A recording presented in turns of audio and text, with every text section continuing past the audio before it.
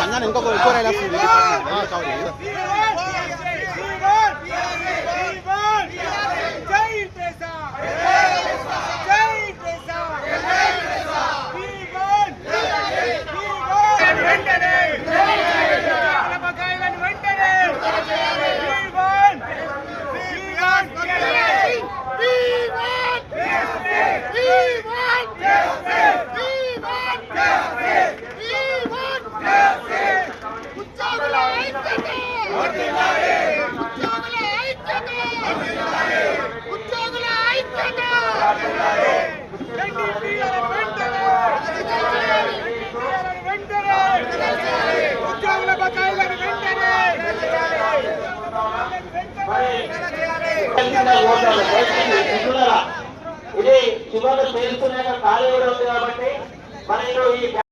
ఉద్యమాన్ని అందరితో స్వాగతం సుస్వాగతం తెలియజేస్తూ ట్రేసా అధ్యక్షులు అదేవిధంగా కో చైర్మన్ అవకాశం ఇచ్చినందుకు ధన్యవాదాలు.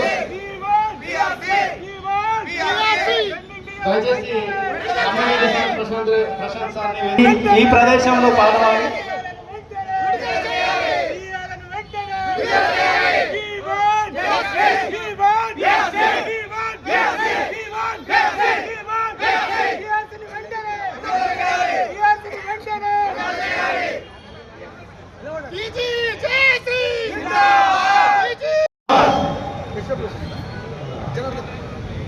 ఇరిగేషన్ డిపార్ట్మెంట్ ర్యాలీగా చేసినటువంటి మన జిల్లా ఇరిగేషన్ జిల్లా అధ్యక్షుడికి జనార్దన్ రెడ్డి గారి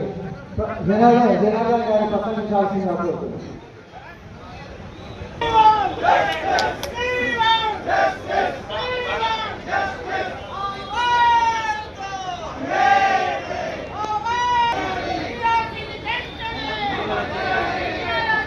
ఓకే, అయితే వివిధ డిపార్ట్మెంట్స్ అందరూ కూడా ర్యాలీగా వస్తున్నటువంటి వారందరూ కూడా సాధారణంగా మరొకసారి సాధారణంగా ఆహ్వానం పలుకుతున్నాం.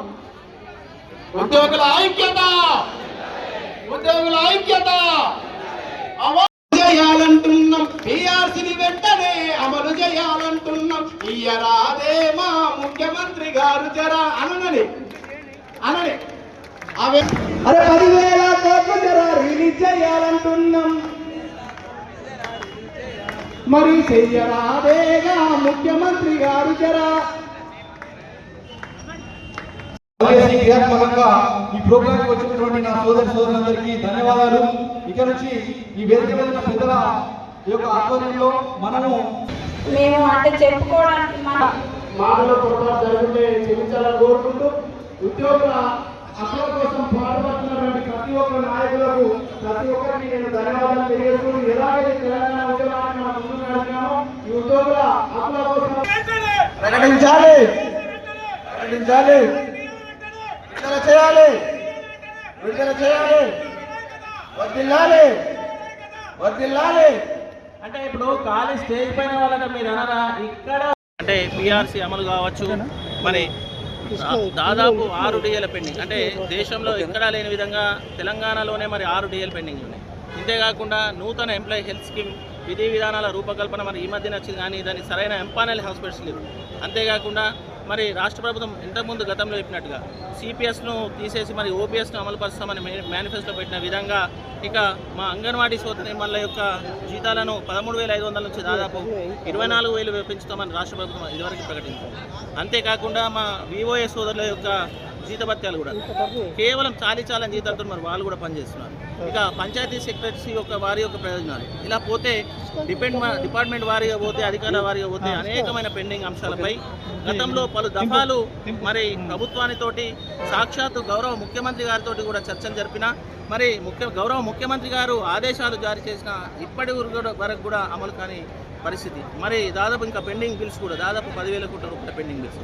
మరి వీటి కోసం మరి చర్చలు దాదాపు 3 సంవత్సరాల చర్చల తర్వాత మరి రాష్ట్ర జేఏసీ ఆదేశాలు జారీ, ఎందుకంటే మరి ఇకనైనా మనకు సంబంధించిన ప్రయోజనాలు ఇవ్వాలి, ప్రభుత్వం ఆ దిశగా ఆలోచన చేయాలని చెప్పేసి ముఖ్యమంత్రి గారు ఆదేశాలు జారీ చేసిన అధికారులు కావచ్చు, మన ఇక్కడ ఉన్న కొంతమంది మంత్రివర్గం కావచ్చు, మరి వారు చేయలేకపోతున్నారు కాబట్టే రాష్ట్ర జేఏసీ నిర్ణయం తీసుకుంది. మరి దానిపై ఈరోజు వారి నిర్ణయం మేరకు నిజామాబాద్ జిల్లాలో ఉద్యోగులందరూ కూడా కదిలి వచ్చి మరి దీంట్లో పెద్ద ఎత్తున ఈ సభను సక్సెస్ చేయడం జరిగింది. అంటే ఇది ఉద్యోగుల యొక్క నినాదం, మరి నాయకులు కాదు. ఇక ముందు రాబోయే రోజుల్లో పెండింగ్ అంశాలపై ఇక నాయకులు కాదు ఉద్యోగులే నడుపుతారు. మరి దయచేసి రాష్ట్ర ప్రభుత్వం ఇకనైనా కానీ మరి మీరు ఆలోచన చేయాలి.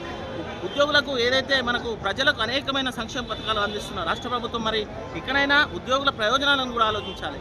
ఆ సంక్షేమ పథకాలు అమలు చేసేది ప్రభుత్వ ఉద్యోగులే. ప్రభుత్వ ఉద్యోగులు మరి ప్రజలలో కూడా భాగస్వామ్యమే.